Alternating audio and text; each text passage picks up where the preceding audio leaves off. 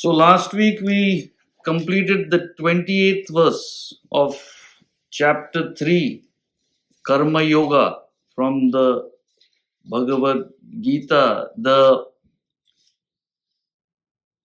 This section 25 to 35, as you know, talks about the technique of right action. So in 25, he gave us the goal of action.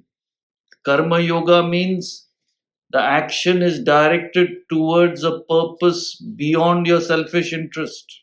Otherwise, it has no meaning. And nowhere in spiritual education this is emphasized. Simply go and do a ritual. How are you living your life? In fact, they go to God as a means in a hope that their selfish desires will be fulfilled. Take care of me and my family. Defeats the whole purpose. So that has to be the goal, and you have to work hard as intensely as the selfish are working. So you have to act, but the goal has to be selfless. This is the whole starting point, right? And while you're acting, that's what the 28th verse says, that you get yourself into constant agitations because you don't focus on how the world is. See, once you understand the world is what it is, your mind is peaceful, you can act. But you're attached to your own expectations. So you look at the world as you want it to be. With the result, you're all the time agitated. So you're complaining all the time about your relationships, the government, economy, weather. It goes on and on.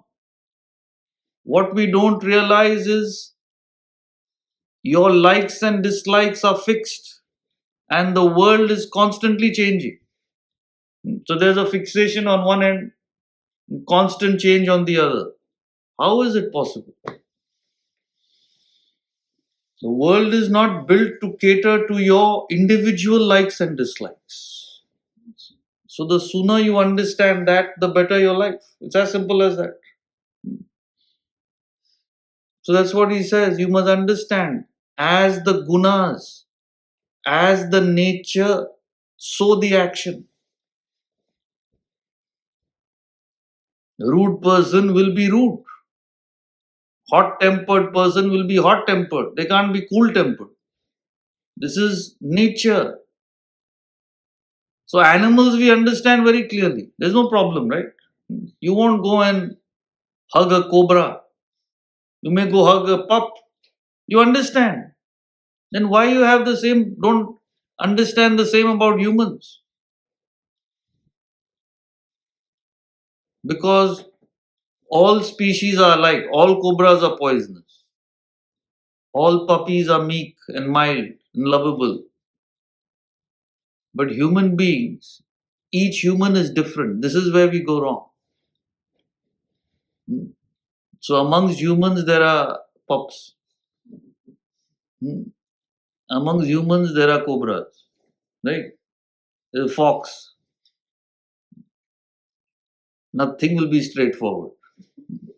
So it's like that. You must understand that and fix your expectations. Then you're cool. That's what he says, is not attached. Once you have true insight into the distinctions of qualities and actions, guna guneshu vartante.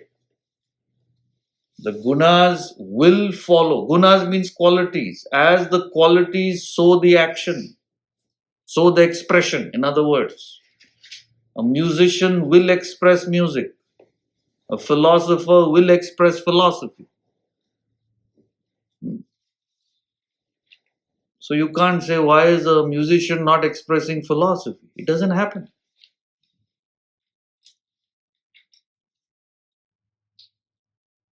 So you assess your life with the same complaints, with the same people, not for years, for decades. Still fighting, no? 50 years married, still fighting, since they were married, about the same thing. Fellow, he's too rude, he's rude, he's rude. How many years? 50 years. You still not understood. And what is your degree? PhD. MD. MAD it should be, not MD. So, PhD also you know, right? Philosophical dunce. Complete dunce. So, like Shakespeare says, tell me your friends, I'll tell you who you are. Tell me your friends, I'll tell you who you are. You have drinking vasanas, you'll be around drinkers. You won't be around teetotalers. So, by your environment and company, you know what you are.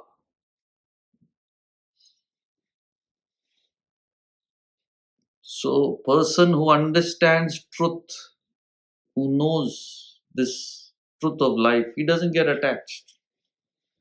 He focuses on what can be changed, which is your own reaction.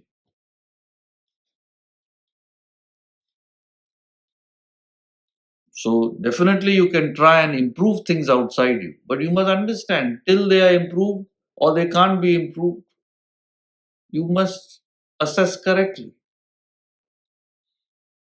So, assess the world. You have reasonable expectations. You will not be disappointed. You won't be stressed. You wrongly assess or don't assess, you develop unreasonable expectations. You will be disappointed. You will be stressed. How can people be like that? How can this country be like that? How can no understanding? So this is a very practical verse, very practical, because it directly helps you deal with what is bothering you now. The ultimate solution is to rid yourself of any expectation. That's a long time away, but at least manage it with proper intellectual assessment. That's what this verse is saying.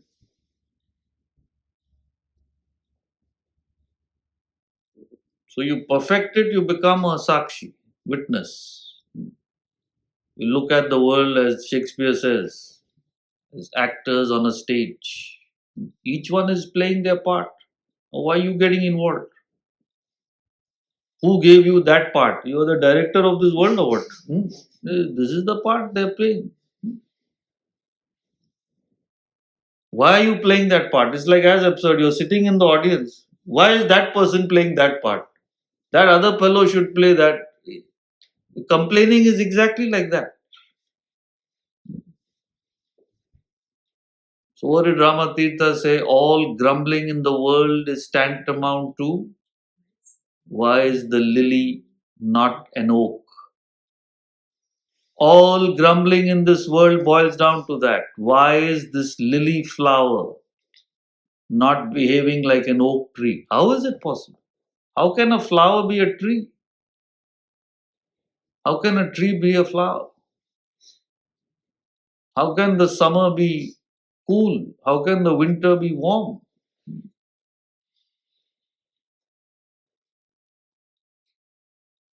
So it's as simple as that. How can parents be your friends? How can your children be your adults? It's not, it doesn't work that way. All wrong assessment, wrong understanding. Yes, Chitra. Gautamji, you just said that some people are hot-headed, that's their nature, right? So when we see the gunas here, there are only three broad buckets, tamas, rajas, and sattva. So where does this hot-headedness fall? Is it tamas or rajas? Hot-headedness means you get angry, right? Why do you get angry? Because your desire is interrupted. It is rajas. Rajas is uncontrolled desire. If it was tamas, you won't get angry, you'll be sleeping. Hmm? You're shouting. Oh. Like I see some people in the class.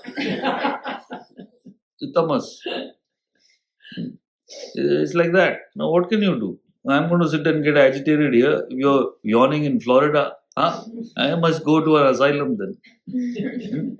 So, guna guneshu vartante. So you must analyze the cause. A sattvic person may show that he's angry for a reason, but inside he won't be agitated. So it depends.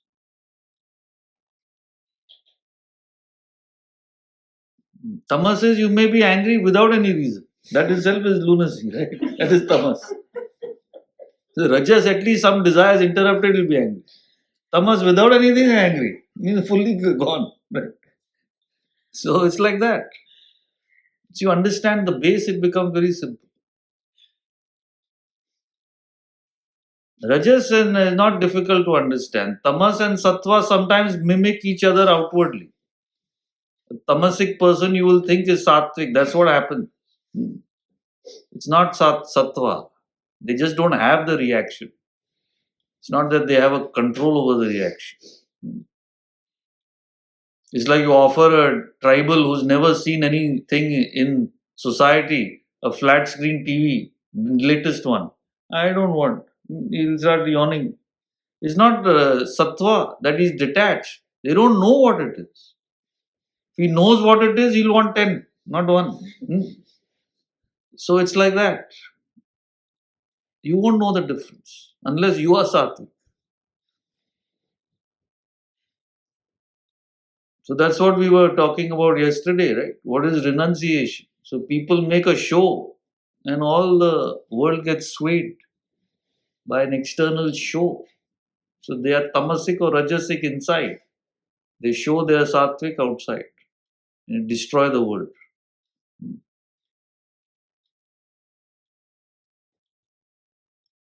Yes. Hetal, you had something? Yes, Guruji. Hari Om Guruji. So last week in this session, as you mentioned, like people cannot change how you want to change or when you want to change. They change on your them or on yes, when they want to change. Correct. Correct. So you said if they drink, let them drink. If they gamble, let them gamble. So should we let them do until the whole family destroyed physically? Did I say that? You must understand their nature. See, this is where how much ever I explain, nobody will understand because everything is misunderstood. You must understand they won't change.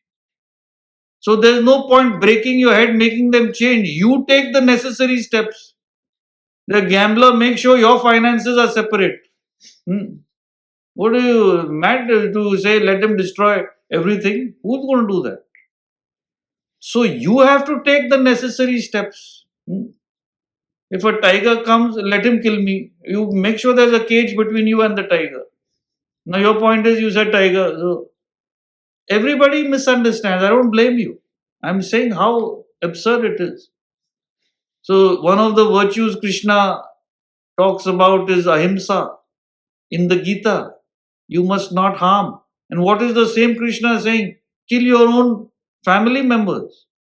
Obviously, ahimsa doesn't mean not killing.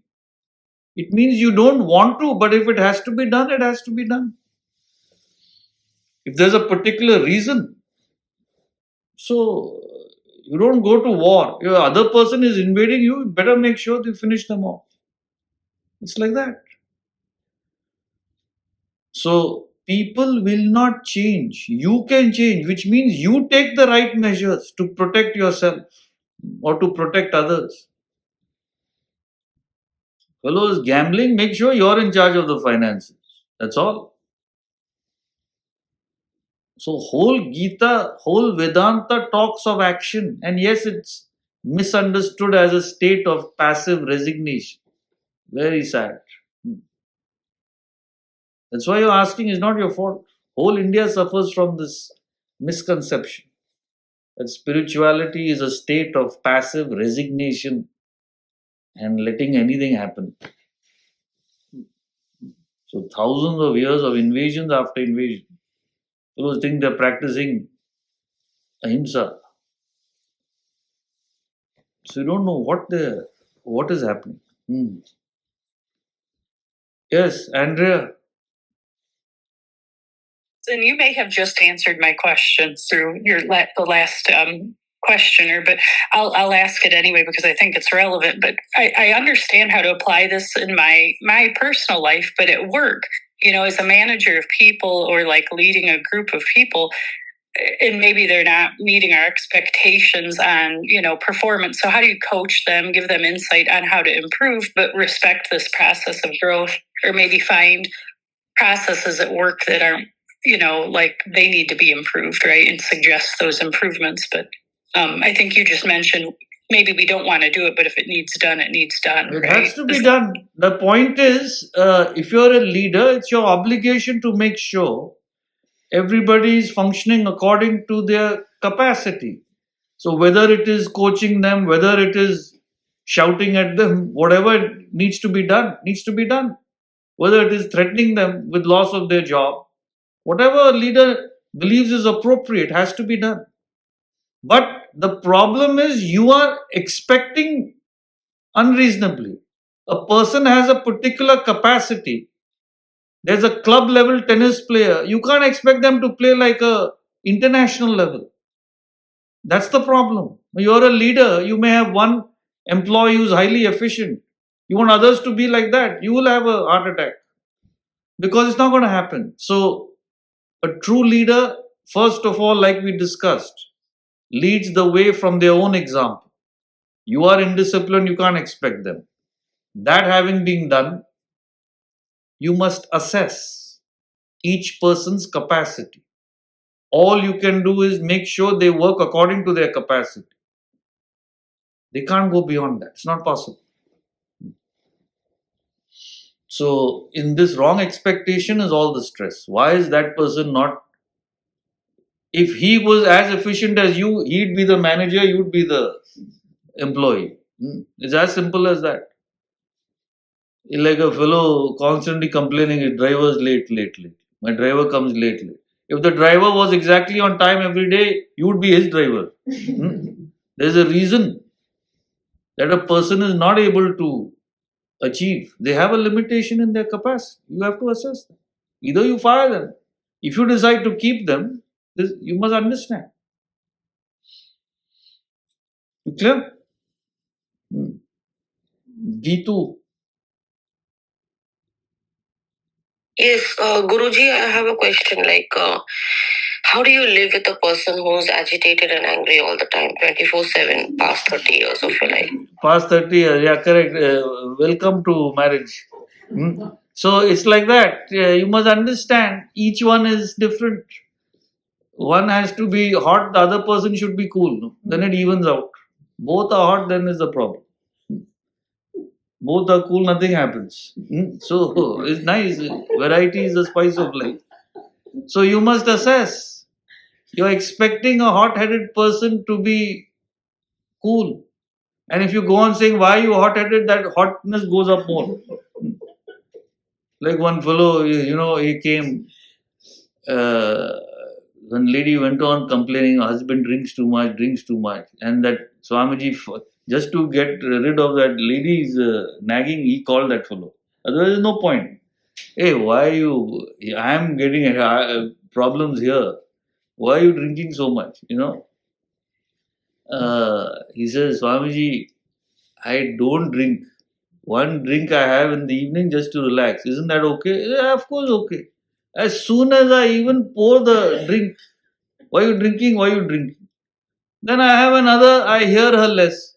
After 3 drinks, I don't hear at all. So, understand? So, to get rid of that, he's drinking more. So, if you leave him alone and not have any expectation, chances are you won't. Because how long you'll be angry against a wall? You go to a wall, I'm angry at you, I'm angry at you. You need, Two hands to clap. No? So you understand and don't expect him to be cool, and you see the difference. There is a resistance inside you and anger, and it comes out, and that snowballs the whole thing. So you learn to be objective. That's the best you can do. And worse comes to worse, he's having blood pressure. Why is your blood pressure going? Let him have blood pressure. You must appreciate how a person gets angry with no reason. Amazing. Incredible. Nothing has happened and the fellow is frothing and fuming, frothing in the mouth. Incredible. So it's like that. You're agitated because you're expecting him to be cool. It's been 30 years, no? Now how much there's no point expecting anymore. Tadadya api uparamyatam means at least stop today. That's what the scriptures say. Not for this. He says how much agitation, sorrow you've gone through life after life. Adya means today, at least stop, at least start functioning today. So same thing, in your own way you got to understand. At least from today, why am I having expectations? Gautamji, I have a clarifications, two small clarifications. So verse 25, when he says higher purpose for action, it implies desireless or selfless action, right? Because even unselfish action, because it's desire ridden, there's expectation, there is agitation. So this implies... See, when he's talking Loka Sangraham in 25, unselfish action, for a selfish person, that is selfless, relatively. You can start developing desires at the unselfish level. He's not talking about that. He's talking about, generally speaking, for a selfish person, if he's genuinely functioning unselfishly, that's selfless. He can't think of the self. I'm not implying the higher self. What I'm implying is like, if I'm still doing a unselfish action, still it's desire ridden. If it's desire ridden, it's selfish. Then you want something out of it. It's not unselfish. But the actions, you divided it into desire ridden and desireless. And desire ridden is selfish and unselfish. Possibly unselfish could be desire ridden.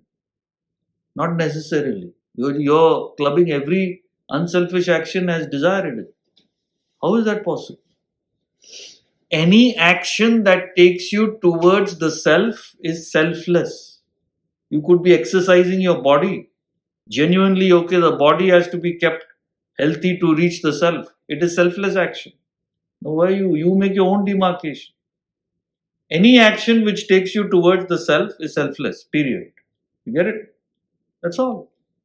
Now, you develop desires, and even in selfless action, in spiritual actions, you can develop desires and get stuck over there. That's not what we're talking.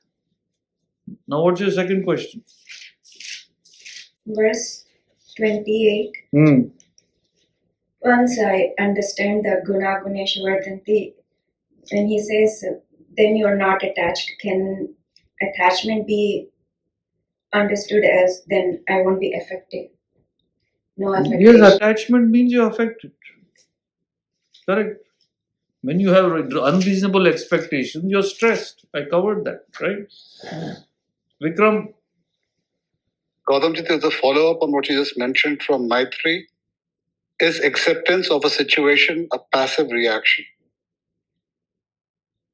Not necessarily. Well, why should it be passive? Passive is when you should be doing something about it and you don't, out of laziness or fear or whatever it is. That is passivity.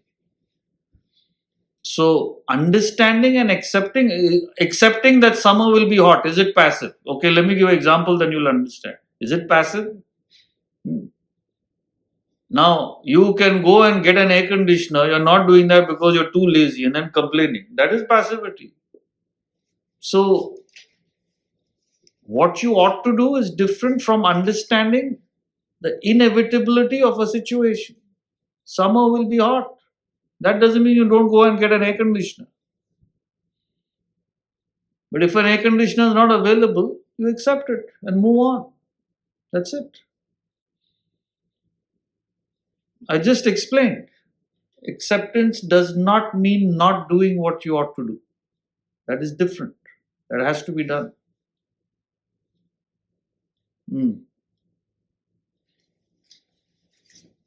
Yeah, Mish.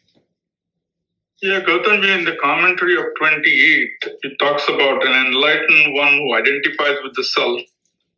He virtually becomes a witness observing the different gunas functioning. I can understand he's observing and is a witness to other people's different gunas functioning. Does this include his own? Yes. Gunas? Yes, it does. How does that work? How does that work? It's like when How do you become witness to your own actions? When you are woken up from a dream, you go back and last night's dream is going on. You're a complete witness. You have nothing to do with it. Because you've understood and experienced that you are something beyond that personality. That's how it works. That is for an enlightened soul. But even for us, you have to practice it. Like I was just explaining, if you're feeling hot, witness it. So what if this body is a little hot? You don't have to get so excited about it. The minute it's a little hot, where's the thermostat? Complaining, screaming. What's the big deal? You have to take a shot of medicine. Yes, there's some pain. There are adults who are more afraid than children also. Children will go and take. Adults are full agitation. So when I go to the annual physical, no, they take blood pressure. So that lady tells me, how your blood pressure is absolutely normal all the time. Because she's taking for years. So I said, why? No, because whenever people come here, it goes up by 10, 15 points. Simply just to come into the doctor's office, the blood pressure. Actually, you know that? What will that fellow say? What will this thing? So it's like that. You're not objective to your own body.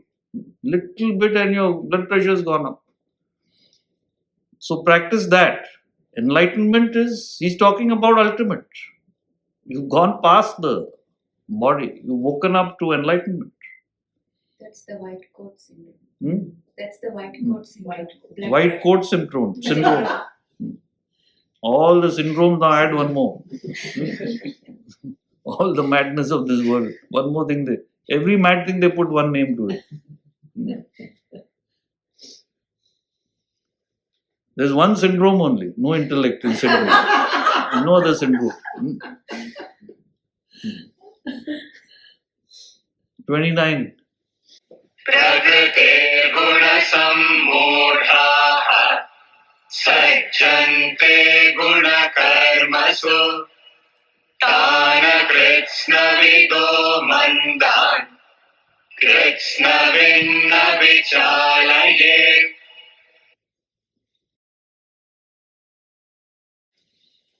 Those deluded by the gunas of Prakriti are attached to the functions of the gunas. The one of perfect knowledge should not unsettle Mandan. Mandan means the dull-witted, whose knowledge is imperfect.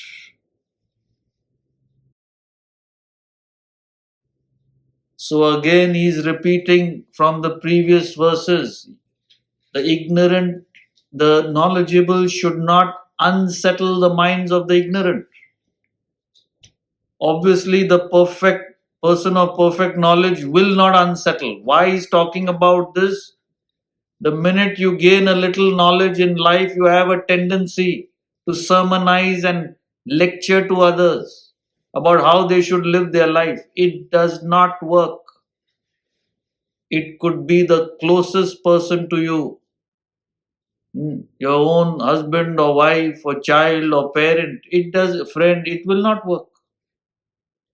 Because they are deluded, in the sense they are so caught up with their desires that they are attached to those actions and objects of the desires. They cannot understand anything beyond that. Like we were discussing yesterday, right? In the treatise class. A child is attached to toys. You can't tell a child what is in toys. Don't you understand? There's a lot more to this life than toys. A child can't understand that. He just can't. He'll think there's something wrong with you. And if you go too much against that, they'll become violent towards you. You're frustrating them. Socrates tried to educate the people in ancient Greece. What happened? They gave him poison. Just get out. We don't want you here. All he did was try to educate them towards higher values. It doesn't work.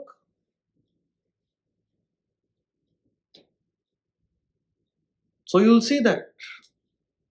You cannot. That's what he says. The one of perfect knowledge. Again, it doesn't mean you're indifferent to others. You put in your efforts where others are available, where they want to learn.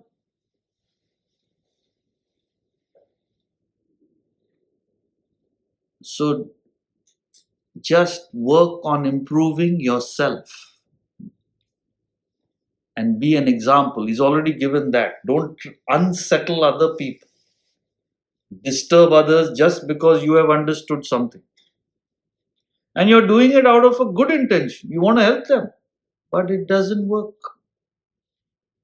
So you must learn from these masters. What happened in the entire first chapter of the Gita? Krishna did not say one word because Arjuna was convinced he was right. And what is the disparity between Arjuna and Krishna? An average person versus an enlightened person. Huge disparity. You can't even conceive the disparity. You have to be somewhat evolved to even understand the disparity. And he didn't say anything, in spite of so much difference in knowledge. Because it doesn't work.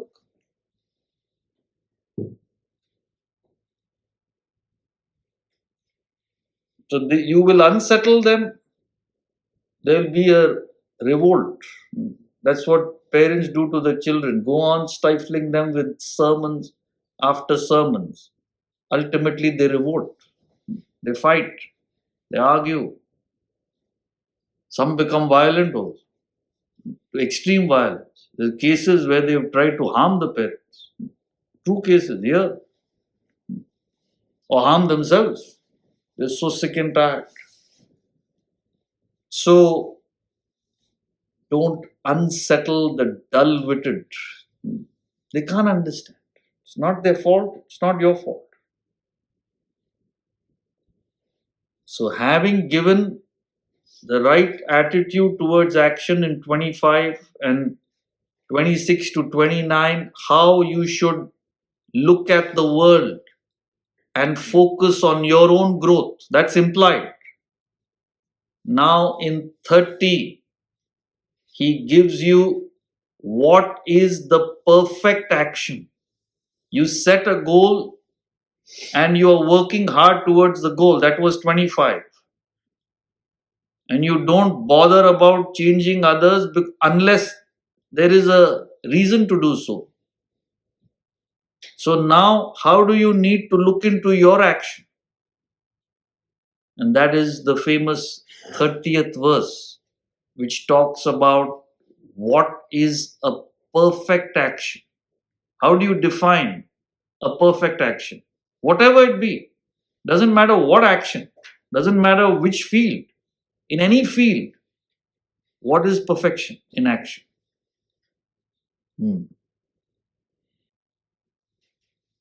Magi sarvani karmani Sanyasyadyatmacetasa Nirashirnirmamo bhutva Yudhyasva vigatajvaraha.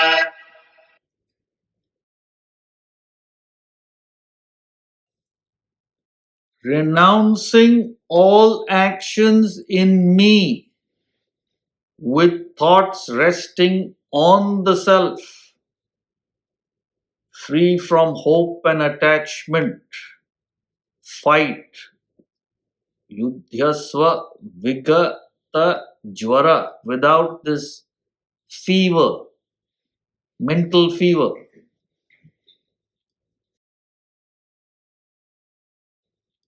So, if you look at the translation, renouncing all actions in me with thoughts resting on the self. See, these are the indicators. So he's using me to mean the self, adhyatma. So again, this is the biggest misunderstanding when you read texts like this. Krishna is saying, worship me, renounce your actions in me. He's not talking about the personality, the person who lived and died. He's talking about what they have realized, which is the self, the consciousness. So, me refers to the self. He's in fact using them interchangeably in the same verse. Now, what more proof do you want? So, renouncing all actions in the self. So, first point of an ideal action is the action itself should generate energy to act. And how you do that is by surrender to a higher purpose. See, when you work selfishly, your mind is agitated. Energy is lost, in fact. I told you. That's why you don't want to go to work. There's nothing to inspire you. Versus a soldier or a scientist who genuinely wants to find a cure, to do research for the good of humanity, a freedom fighter. See, these are examples I'm giving so you understand. They are inspired for a higher purpose. So there's a lot of energy to act. Fight refers to action for the body. The body generates energy through constant action. So you must keep your body in constant motion. That energizes the body. It's very interesting. See, for example, a muscle is in a cast or because of a fracture for 3 months. The whole thing has to be rehabilitated. It loses all its strength because it's not moving. The physical body is like that. The more you move, the more energy is generated. Not sitting on the couch. Couch has taken your shape. Right? Wherever you sit, the couch itself is. So that's not going to help you. You got to move.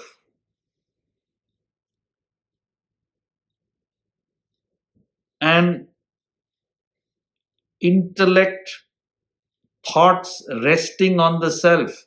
The intellect must direct every action towards the goal. See, why we're not able to generate energy is because our actions are dissipated. So the example is a ray of sunlight does nothing to a piece of paper, right? 2 rays, 3 rays, but you put a microscope, the paper burns. Why? All the rays are refracted in one point. There's tremendous energy. So you gain energy, strength, if there is a focused pursuit of something.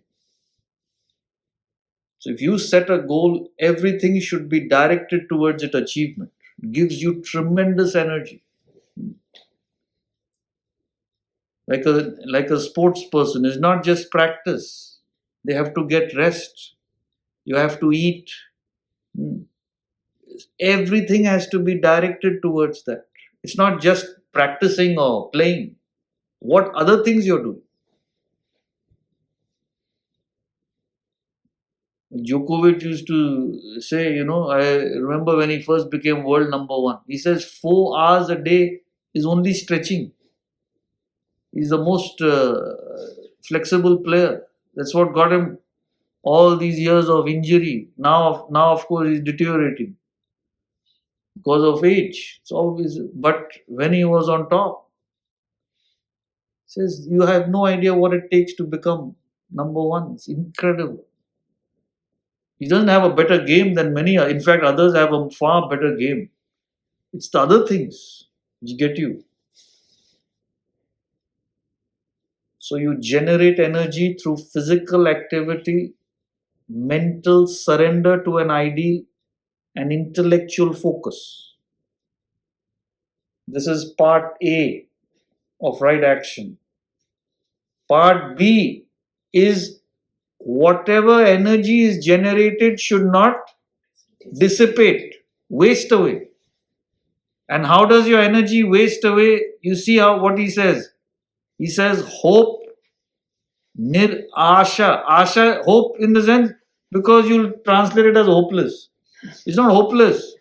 Without anxiety. Hope in the sense of that hoping, that anxiety refers to anxiety for the future. Mama, without this sense of I, which comes from the past. So referring to worries of the past. And jwara is fever, means that excitement of the present. See how scientifically he's saying. So how does energy get dissipated? You are worried about the past, so you can't focus on the present. You are anxious about the future, you can't focus on the present. And you are excited about doing the action, which prevents you from doing the action. Suppose you're cooking. I have to cook. Let's start cooking. No. I have to cook. I have so many people are coming. What will happen? Start cooking. This is excitement. You're agitated about the fact that you have to act. Typical example, stage fright. Fellow can't stop talking. Just push that fellow in front of 500 people. Be completely numb absolutely. Stage fright. You're so agitated about the fact that you have to talk. You can't talk.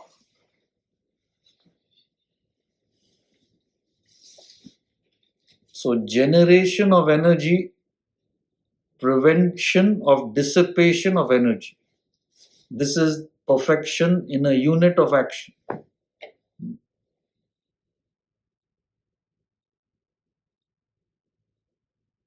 So we have these corporate seminars, right, on productivity, and this, it all comes from the Gita. Comes from these basic management principles, whether it's leadership, right action, energy, anything you take, values. So who's a true leader? You have a higher purpose that for the organization. You don't compromise on that. You don't let your personal interest disturb that. That is leadership. Everything else is talk. All talk.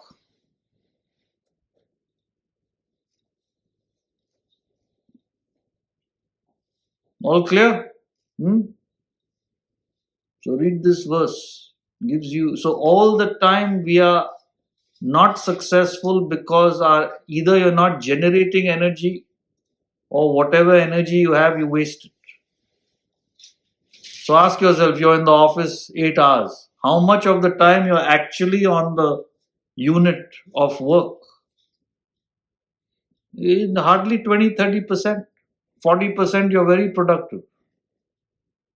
All the time. What is my child doing at home? Will I get this promotion? Why is my colleague going and seeing the boss? He's not supposed to right now. Whole time is in this. Actual work, nothing.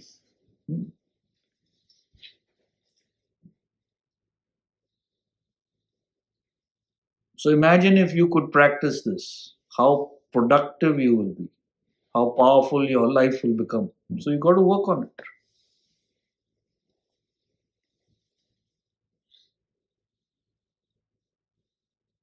The whole management system is based on greed. They give you incentives to make you act. There is no internal initiative to act. You must be inspired. You must have an initiative to work. You shouldn't need some incentive to make you work. This is the whole problem. Incentives work temporarily, but they lose their effect very fast.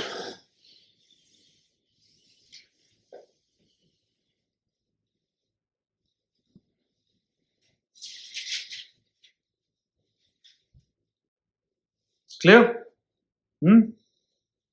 Any clarifications on this? Gautamji, in regards to the excitement or the present action, what others think about me comes under the excitement about the present action?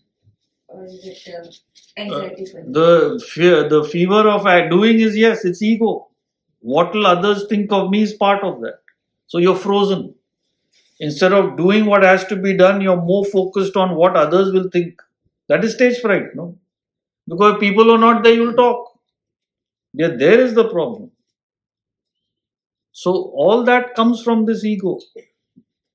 What will others think of me? It's a tremendous weakness everybody has. You don't have that, you just do what has to be done.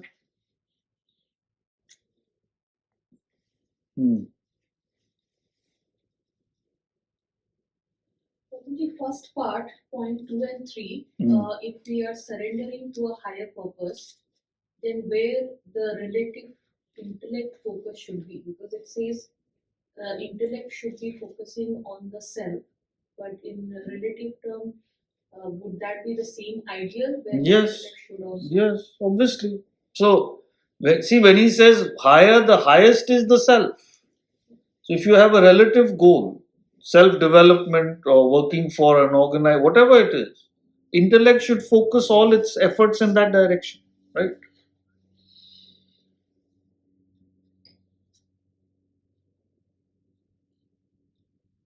So what the intellect does is, once you set the goal, the mind is inspired. So that inspiration, initiative is there. But still that can be dissipated if the intellect doesn't keep the mind on the goal. Mind has a tendency to wander, right? Goes into different areas. Not just that, other actions you do should be directed towards that. See, you want to work, if you want to achieve at work, you have to sleep enough at night also, right? If you're not rested, how can you work? So everything has to go towards that. You get it? Yes, Prats. Gautamji, yeah, see, in certain states where I'm able to forgive people, I can be the bigger person, but I'm the same person. Like in certain states, I'm becoming that small person who is holding grudges, and right. So I'm experiencing all these states. So how do I pull myself out of those lower states?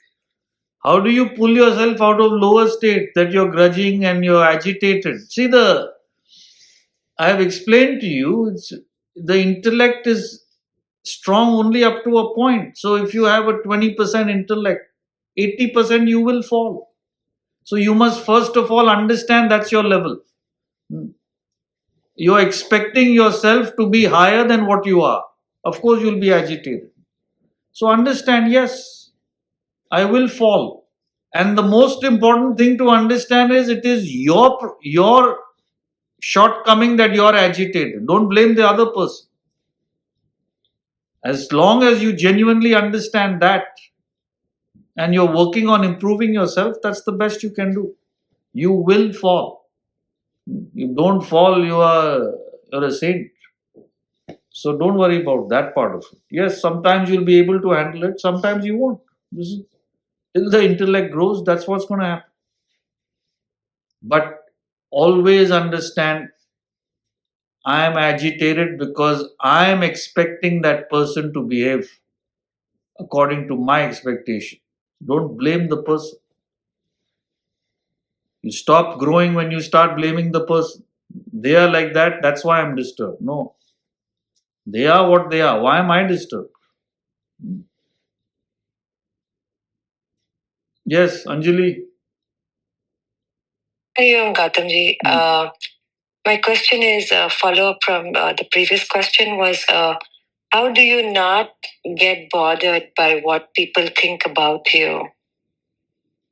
How do you not get bothered by what people think about you? Because you have no control over that.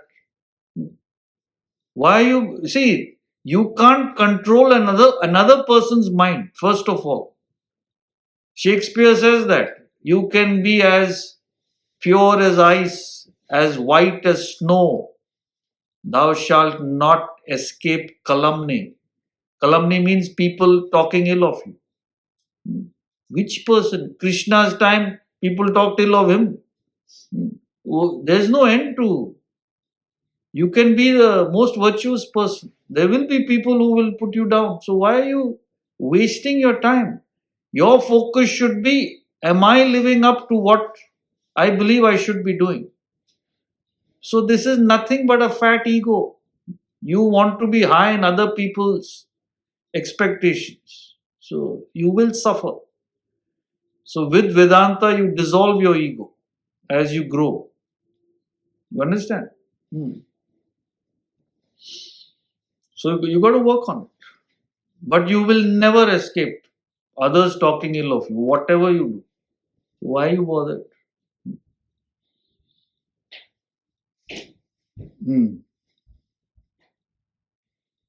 Francia? Yeah, Gautamji. I wanted to maybe just clarify that the first part, the generate way that we generate energy. So I just have been taking notes, and I wanted to read them to you real briefly. But selfless movement or action creates energy, and then our intellect sets the goal that inspires our mind. We focus the mind by utilizing the intellect towards goals, and then performing the right action that moves us towards these goals. Is that an accurate description? Easier. The body generates energy through activity. Keep it active. Number one. Mind generates energy through surrender to a higher purpose. So the mind, in other words, wants to act. It is inspired to act. But when it is selfish, it is made to act. It doesn't want to act. So people don't have energy because they are forced to act for their salary, for the promotion. They don't want to work. There's no energy created. It's been made to work from outside. That doesn't work. And at the intellectual level, the intellect must focus all the actions towards that goal. That creates the energy of focus. Right? So these are the three ways you create energy. The other three is how you avoid dissipating that energy which you've created. See, one thing is to fill the bucket with water, which we are talking about, part one. And part two is how do you fill those three big holes at the bottom of the bucket? Past, present, and future. So both things have to be done. You have to fill the bucket and prevent the water from flowing out. So there are 6 parts to this one verse. That's why it's a very powerful verse to explain what is perfect unit of action.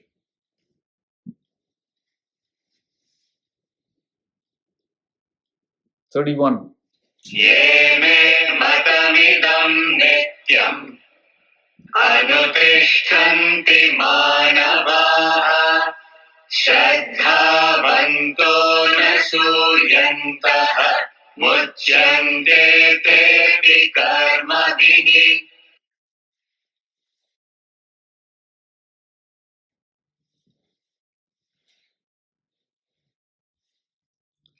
Those men who constantly practice this teaching of mine, full of Shraddha, faith, and without cavilling, they too are liberated from action.